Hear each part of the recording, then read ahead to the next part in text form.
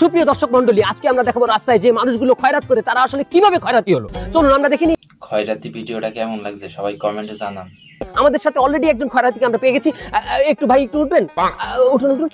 আপনি আসলে কিভাবে খয়রাতি হলেন আমাদেরকে একটু বলুন।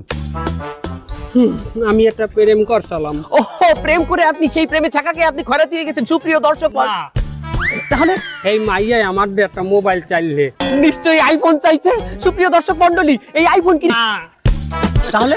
এই মাইয়া আমার মার্কেটে এনেছিলে। ও, বুঝতে পেরেছি।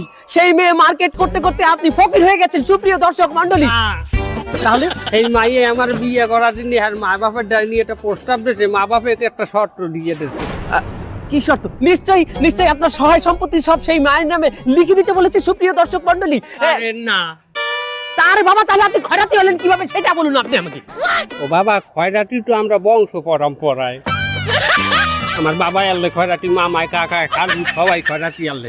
খয়রাতি ভিডিওটা কেমন লাগছে সবাই কমেন্টে জানান এবং ভিডিওটা ভালো লাগলে লাইক শেয়ার কমেন্ট করুন এবং চ্যানেলটি সাবস্ক্রাইব করে রাখুন। দেখা হবে পরবর্তী কোনো ভিডিওতে।